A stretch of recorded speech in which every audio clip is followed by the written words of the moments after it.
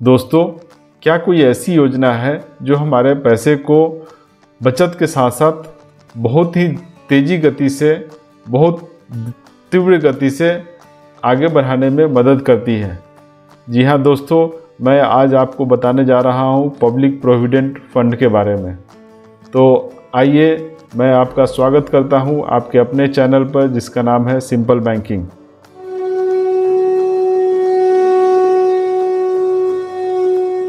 Public provident fund, जिसको कि PPF भी बोला जाता है, वो 1968 में लागू किया गया था। इसे सेविंग कम टैक्स सेविंग इन्वेस्टमेंट भी बोला जाता है।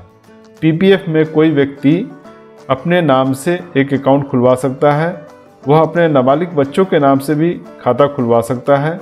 कोई व्यक्ति किसी ऐसे व्यक्ति जो कि मानसिक रूप से विक्षिप्त है और जिसका वह पालक है, उसके नाम से भी खाता खोल सकता है। इस योजना में संयुक्त खाता खोलना मना है, मतलब कि किसी भी स्थिति में सिर्फ और सिर्फ एक ही खाता खुल सकता है। एक साल में कम से कम 500 रुपये और अधिकतम 1,50,000 रुपये कोई व्यक्ति एक खाते में जमा करा सकता है। अगर कोई व्यक्ति अपने नाम से और अपने नाबालिग बच्चों के नाम से पब्लिक प्रोविडेंट खाता खुलवाता है तो किसी वर्ष में दोनों खाते को मिलाकर 1.5 लाख से ज़्यादा की रकम जमा नहीं हो सकती। यहाँ वर्ष का मतलब वित्तीय वर्ष से है, जो कि 1 अप्रैल से शुरू होकर के 31 मार्च को ख़त्म होता है। एक बार 500 रुपये से खाता खुलने के बाद खाते में 50 के गुणक में धनराशि जमा करा सकते हैं। खाता खुलने के बाद अगर खाते में बाद के वर्षों में न्यूनतम धनराशि जमा नहीं आती है तो खाते को निष्क्रिय माना जाता है। निष्क्रिय खाते में जमा किए गए धनराशि पर ब्याज मिलता रहेगा। जिस व्यक्ति का खाता निष्क्रिय हो गया है उसे दूसरा पीपीएफ अकाउंट खोलने की इजाज़त नहीं है जब तक कि पुराना निष्क्रिय खाता मैच्योर होकर के बंद नहीं हो जाता। निष्क्रिय खाते में किसी भी प्रकार की निकासी नहीं की जा सकती है और किसी प्रकार के ऋण की भी सुविधा नहीं होती है। अगर कोई अपने निष्क्रिय खाते को फिर से चालू करना चाहता है तो इसके लिए उसे 50 का दंड प्रत्येक चूक किए गए वर्ष के लिए देना होगा और साथ ही उस वर्ष की भी न्यूनतम राशि जमा करानी होगी। तो आइए इसको एक एग्जाम्पल से देखते हैं। मान लीजिए खाता 2017 में खोला गया और 2018 और 2019 में कोई भी धनराशि उस खाते में जमा नहीं की गई। अगर 2020 में खाता को चालू करना है तो 2018 की न्यूनतम धनराशि 500 रुपये प्लस पेनाल्टी के रूप में 50 रुपये। उसी तरह 2019 की न्यूनतम धनराशि 500 रुपये और पेनाल्टी 50 रुपये और 2020 की न्यूनतम धनराशि 500 रुपये। तो कुल मिलाकर के 1,600 रुपये जमा करने पर पब्लिक प्रोविडेंट फंड खाता जो कि निष्क्रिय हो चुका था उसको चालू किया जा सकता है। किसी भी वर्ष में 1.5 लाख से ज़्यादा की धनराशि पीपीएफ अकाउंट में जमा नहीं की जा सकती है। अगर कोई व्यक्ति चूक किए गए वर्षों की धनराशि चालू वित्त वर्ष में जमा करा रहा है तो चालू वित्त वर्ष में जमा किए गए धनराशि और चूक किए गए वर्षों की धनराशि मिलाकर 1.5 लाख से ज़्यादा नहीं होनी चाहिए। इसमें पेनाल्टी शामिल नहीं होती है। जैसे ऊपर के एग्जाम्पल को देखें तो व्यक्ति 2020 में अधिकतम धनराशि जो अपने खाते में जमा करा सकता है वो कुछ इस प्रकार है। जैसे कि 2018 की न्यूनतम जमा धनराशि 500 रुपये, 2019 की न्यूनतम जमा धनराशि 500 रुपये और 2020 की अधिकतम जमा धनराशि 1,49,000 रुपये।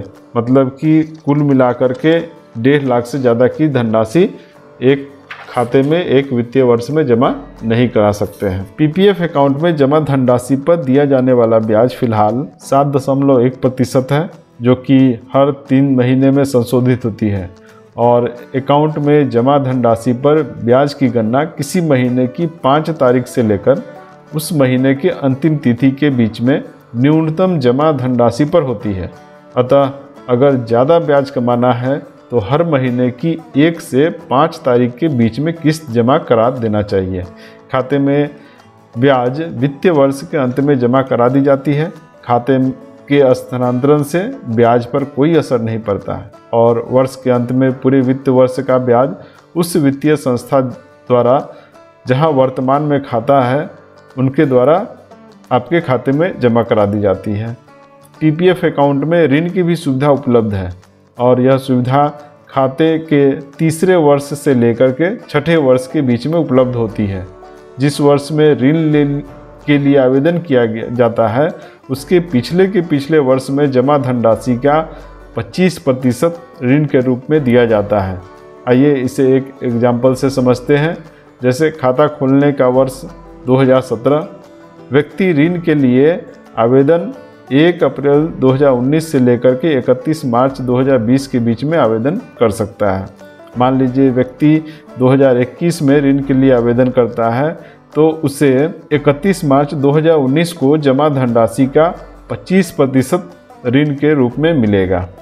व्यक्ति 1 साल में एक ही ऋण ले सकता है और जब तक वह पुराना ऋण न चुका दे तब तक नए ऋण या लोन के लिए आवेदन नहीं कर सकता है।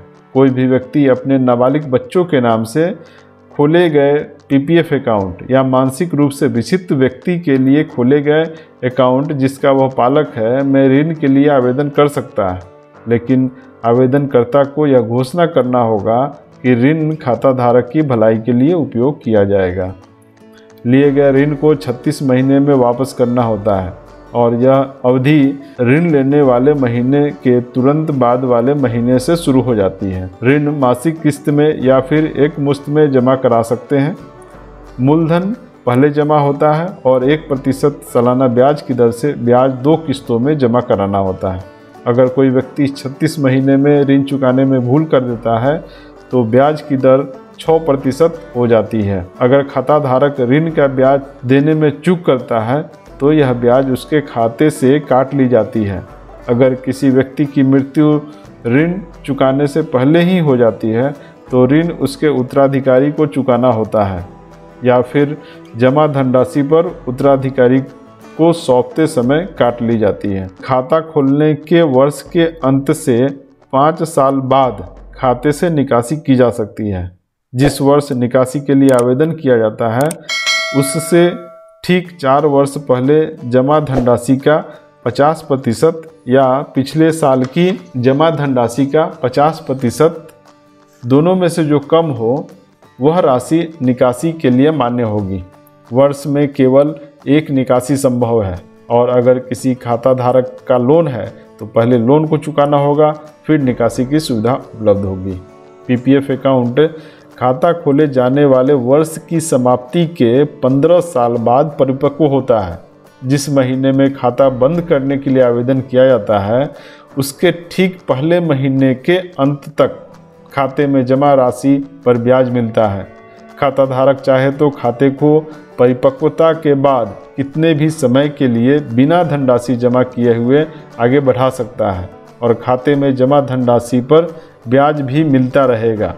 अगर खाते को परिपक्वता के बाद आगे बढ़ाया जाता है तो खाता धारक 1 साल में एक निकासी कर सकता है। परिपक्वता के बाद 5 साल के लिए खाते को आगे बढ़ाया जा सकता है। अगर खाता धारक मैच्योरिटी के बाद 1 साल से ज़्यादा बिना किसी जमा के खाते का संचालन करता है तो फिर वह उस खाते में कोई भी धनराशि जमा नहीं करा सकता है। अगर कोई व्यक्ति मैच्योरिटी के बाद भी खाते को चालू रखना चाहता है और उसमें धनराशि भी जमा कराना चाहता है तो इसके लिए उसे मैच्योरिटी से 1 वर्ष के अंदर ही आवेदन करना होगा। अगर व्यक्ति इसके लिए आवेदन नहीं करता है और अपने खाते में मैच्योरिटी के बाद भी धनराशि जमा कराता है तो इस धनराशि को बिना ब्याज के खाता धारक को लौटा दिया जाता है। अगर खाता को 5 साल के लिए आगे बढ़ाया जाता है तो उस स्थिति में अधिकतम निकासी 60% से अधिक नहीं होती है। अगर खाता धारक चाहे तो पुनः 5 साल के लिए अपने खाते को आगे बढ़ा सकता है और वह भी बिना किसी धनराशि को जमा किए हुए। उसके द्वारा जमा धनराशि पर ब्याज मिलता रहेगा। अगर कोई व्यक्ति अपने खाते को परिपक्वता मतलब मैच्योरिटी के बाद भी आगे बढ़ाने के लिए आवेदन करता है तो बाद में फिर वह अपने आवेदन को वापस नहीं ले सकता है। खाताधारक या उसके परिवार में किसी को कोई जानलेवा बीमारी हो जाए या फिर बच्चे का ट्यूशन फीस जमा करना है या फिर मानसिक रूप से विक्षिप्त व्यक्ति जिसका वह पालक है का इलाज कराना है तो इस स्थिति में खाते को समय से पूर्व बंद किया जा सकता है। खाता खोलने के वर्ष के अंत से 5 साल बाद समय पूर्व खाता बंद किया जा सकता है। समय पूर्व बंद होने की स्थिति में खाते में ब्याज निर्धारित ब्याज से 1% कम ब्याज दर पर दिया जाएगा। समय से पूर्व खाता धारक की मृत्यु हो जाने पर खाता धारक के नॉमिनी या उत्तराधिकारी खाते का संचालन नहीं कर सकते हैं। और सबसे महत्वपूर्ण बात, पब्लिक प्रोविडेंट फंड अकाउंट में जमा धनराशि को ना ही तो कोई कोर्ट और ना ही कोई सरकारी एजेंसी जब्त कर सकती है। तो मुझे आशा है कि आपको पब्लिक प्रोविडेंट फंड स्कीम के बारे में संपूर्ण जानकारी मिल गई होगी। चूँकि आप लोगों की मदद करना पसंद करते हैं तो इसीलिए अपने सगे संबंधियों, रिश्तेदारों और मित्रों की मदद के लिए इस वीडियो को उनसे ज़रूर शेयर करें। अगर वीडियो अच्छा लगा है तो इसे लाइक करें, सब्सक्राइब करें और पास में जो बेल का आइकन है उसे भी दबा दें, जिससे कि मेरी वीडियो आपको समय समय पर मिलती रहे। मिलते हैं अगले वीडियो में किसी और खूबसूरत सी जानकारी के साथ। तब तक के लिए धूम मचाते रहिए। धन्यवाद।